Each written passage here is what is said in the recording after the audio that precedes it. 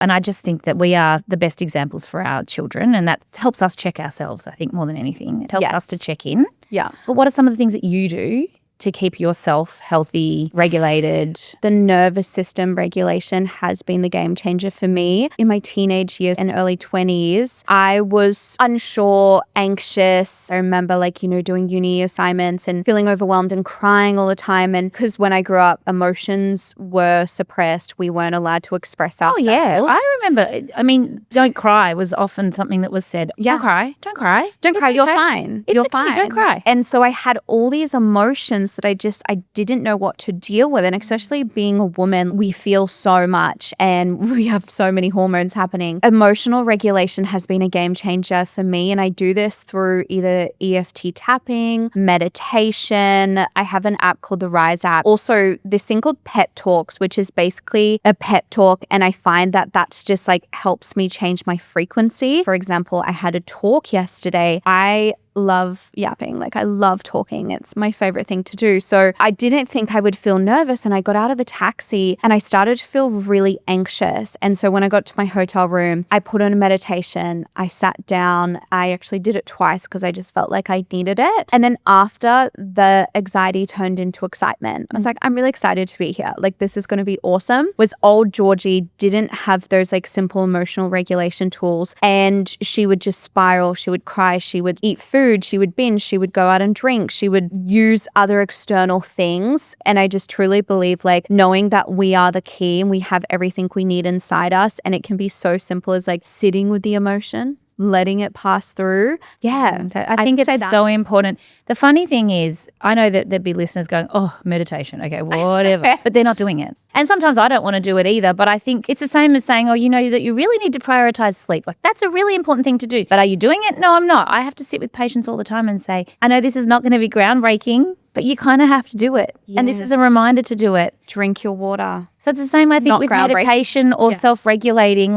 You can't sit here and say, I feel anxious and I just don't know what to do or why if you aren't doing something to at least try and find what the thing is. You know what also I realized is to learn how to self-soothe. Like I said, I had a stay-at-home mom and she was very attentive to my needs, and it kind of made me anxiously attached, where I can get quite anxiously attached to my husband, to people around me, where I need validation. I need them to make me feel better. And such a game changer for me was self-soothing, so I can be my own best friend. I can be my own person. And I think that's very underrated because, again, a lot of us, we go to the external. I need to go to social media to get a dopamine hit. I need to get my friend to validate me. I need my partner to tell me it's okay. And I do notice it in myself. That is the first reaction. Even yesterday, I was like, I want to call my partner. I want him to tell me it's going to be okay. Yeah. But I did the meditation because if you're not proving to yourself that I've got myself, I've got my own back, I know how to self-soothe, you're always going to go to that anxious attachment, or, maybe it's avoidant, and you're never going to feel capable. You're never going to have that self-trust. And it's such a small thing that can make such a difference in every aspect of your life. Agreed. So important. I know that fitness is something that's important to you. I want to know, when did that actually become important? When was that something that you're like, I'm integrating this into life? I've had a very interesting journey with fitness. So my mum was always very fit. She always did pump classes. Oh my gosh, how fun were pump classes back in the day? So fun. I would go with her.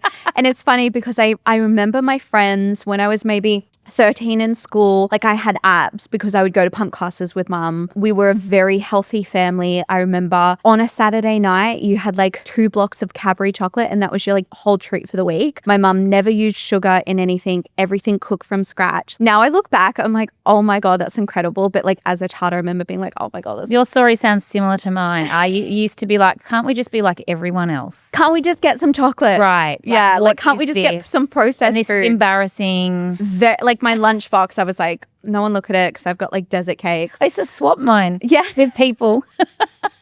But now I look back, I'm like, fuck, I'm so grateful for my mom because she taught me so many amazing things, and that really led us to create Naked Harvest. Then I gained quite a bit of weight when I left school and went to uni and started drinking out every night, Living your best life. living my best life. Burning the candle at both ends. Rite of passage. Absolutely. But I gained about 10 kilos in 1 year. And then I remember like kind of looking in the mirror being like, oh my God, like who is this person? And then I was like, oh, I've got to go to gym. I've got to like eat healthy. And then it kind of went to the other extreme and I very much started working out and then I started seeing results. I was posting on social media. I was getting a lot of external validation. Like for example, my account kind of grew because I put a before and after photo that like went viral. This is like 10 years ago. I started getting so much external validation and then I really took it to the extreme. I was working out twice a day. I was eating under 1,000 calories and it got really, really toxic. I also, you would know all about this, but like completely screwed my hormones. I developed a thyroid disease. Like my hair was falling out, no period, acne, everything was happening. Like my body was screaming at me. But it was a really interesting time because I was growing so much on social media. I was getting all this validation. I also was feeling really good in my body for the first time. Like I was like, I love how small I am. I love this feeling of seeing my six pack. And so it was a very confusing time because like I was liking it,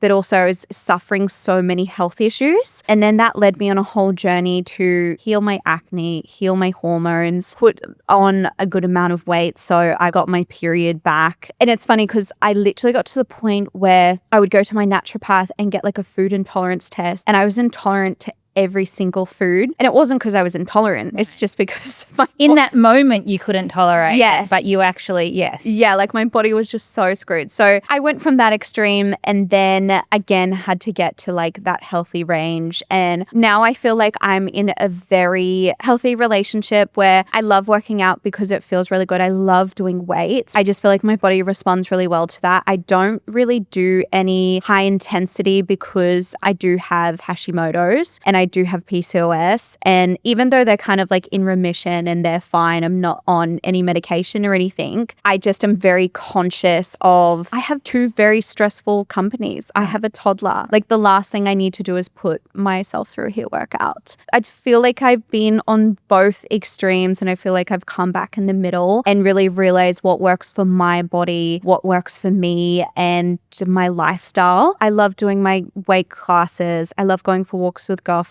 I love cooking wholesome meals with my husband and baby, but also I love treats like me and Mads. We got pizza last night. Like I'm not scared of food. And it really has come like this whole circle, which I'm so grateful for. I think it's interesting. Our ideal weight and our healthy weight might not be the same thing. And I think it's a hard thing for us to get our head around for so many reasons.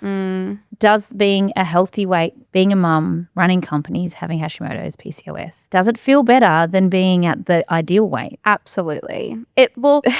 Being my smallest, it just wasn't sustainable. And also something I've realized is it took up so much brain capacity for me personally. Like I am someone where like my natural set point was just like, it was 20% lower. It took so much effort. It took me thinking about every single meal. It took so much discipline and resistance. And now I look and I'm like, well, what would you prefer? Because in my relationship, my husband's a stay-at-home dad. I have to work. Like it's not like I can be like, oh, I'm going to like take today off and just like think about the food I'm eating. Whereas that's literally what happened to get to that ideal body weight. Like it took up so much capacity and I just couldn't do it now because it's like the priority of like looking a certain way or running my companies and being a good mum. And I'm like, the trade-off is just like, it, you know. But your health hasn't been traded in all of that. Your health got the upgrade. Yeah. And you've let go of the things that were actually really weighing you down. I would say you couldn't be this person right now. Absolutely not. That just wouldn't work. No.